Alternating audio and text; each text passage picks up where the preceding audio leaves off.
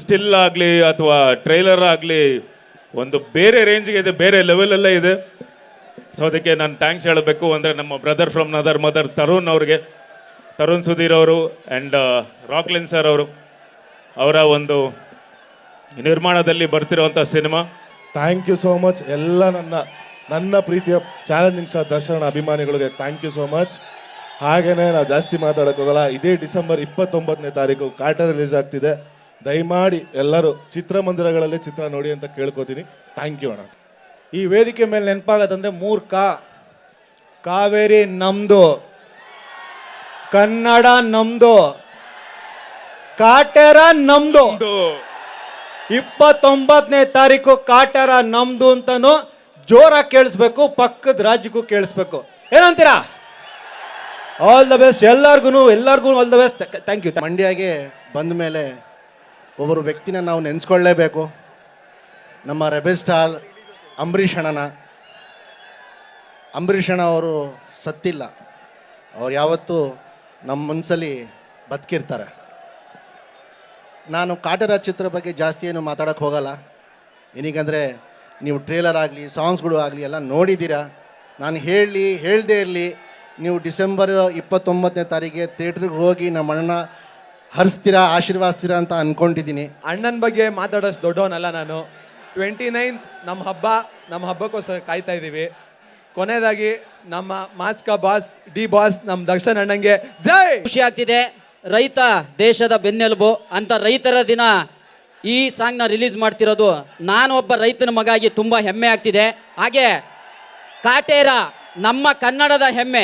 29ನೇ ತಾರೀಕು ಅದು ಭಾರತದ ಹೆಮ್ಮೆ ಆಗಲಿ ಅಂತ. ಹಾಗೆ ಆಗುತ್ತೆ, ಅದು ನೀವು ಮಾಡೇ ಮಾಡ್ತೀರಾ ಅಂತೇಳಿ ಹೇಳ್ತಾ 29ನೇ ತಾರೀಕು ಮಿಸ್ ಮಾಡ್ದಂಗೆ ಎಲ್ಲ ನೋಡೋಣ. ಕನ್ನಡನೂ ನಮ್ಮದೇ, ಇಲ್ಲಿಂದೇ ಉಳಿಸಿರೋದು ಕನ್ನಡ ಚಿತ್ರರಂಗ ಇವತ್ತಿಗೆ ಈ ಮಟ್ಟದಲ್ಲಿ ಇದೆ ಅಂದರೆ ಇಲ್ಲಿ ಜನ ಸಪೋರ್ಟ್ ಮಾಡಿರೋದಕ್ಕೆ.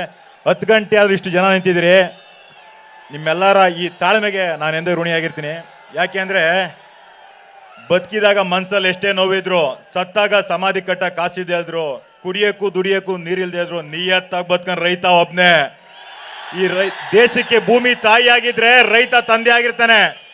ಅಂತೆ ರೈತರ ದಿನಾಚರಣೆ ದಿನ ಆ ದೇವ್ರಿಗೆ ನಮ್ಮ ಡಿ ಬಾಸ್ ಅವರು ಈ ಸಾಂಗ್ನ ಅರ್ಪಣೆ ಮಾಡಿದ್ದಾರೆ. ಆ ಚಿತ್ರತಂಡಕ್ಕೆ ನಾವೆಂದೆಂದು ಋಣಿಯಾಗಿರ್ತೀವಿ.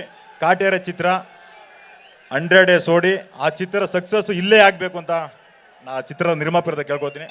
ಕಾಸಿದ್ದವನು ಕಾರಿದ್ದವನು ಈ ಥರದವನು ಶ್ರೀಮಂತ ಅಂತಾರೆ. ನಿಜವಾಗ್ಲೂ ಹೇಳ್ತೀನಿ, ಇನ್ನೊಂದು 20-30 ವರ್ಷ ಹೋದ್ರೆ 2 ಎಕರೆ ಜಮೀನು ಇಟ್ಕೊಂಡಿರೋ ನಿಜವಾದ ಶ್ರೀಮಂತ. ದಯವಿಟ್ಟು ಯಾರು ಈಗ ಸುಮ್ಮನೆ ಅದು ಇದು ಯಾರು ಅಕ್ಕಪಕ್ಕದವನು ಮಜಾ ಮಾಡ್ತಾನೆ ಅಂತ ಅವ್ನ ಶೋಕಿಗೋಸ್ಕರ ಜಮೀನು ಮಾರ್ಕೊಂಡು ಒಬ್ರು ಶೋಕಿ ಮಾಡಬೇಡ್ರಿ. ದಯವಿಟ್ಟು ಉಳಿಸ್ಕೊಳ್ರಿ. ಮುಂದೆ ರೈತರಿಗಿಂತ ಇನ್ನೊಬ್ಬ ದೊಡ್ಡ ಶ್ರೀಮಂತ ಯಾರೂ ಇರಲ್ಲ. ಕಾಟೇರ ಬಗ್ಗೆ ಮಾತಾಡಕ್ಕೆ ಬಂದ್ರೆ ಈಗ ನೋಡಿ ಎಲ್ಲ ಥರ ಸಿನಿಮಾಗಳು ಎಲ್ಲನೂ ನೋಡ್ತಾನೆ ಇದ್ದೀವಿ. ಬಟ್ ಒಂದು ಸಾಮಾಜಿಕ ಕಳಕಳಿ ಇರೋಂಥ ಚಿತ್ರಗಳನ್ನ ಮಾಡೋದು ತುಂಬ ಕಡಿಮೆ ಆಗ್ತಿದೆ. ಯಾರ್ಯಾರೋ ಮಾಡಿದ್ರೆ ಅಷ್ಟೊಂದು ರೀಚ್ ಆಗಲ್ಲ. ಬಟ್ ಒಂದು ದೊಡ್ಡ ಸ್ಟಾರ್ ಆಗಿ ನಮ್ಮ ಡಿ ಬಾಸ್ ಅವರು ಒಂದು ಕಾಟೇರ, ಒಂದು ರೈತರ ಬಗ್ಗೆ ಕಾಳಜಿ ಇರೋ ಸಿನಿಮಾನ ಮಾಡ್ತಿದ್ದಾರೆ. ಇದು ತುಂಬ ಚೆನ್ನಾಗಿ ರೀಚ್ ಆಗುತ್ತೆ. 29ನೇ ತಾರೀಕು ಕಾಟೇರ ಬರ್ತಾ ಇದೆ.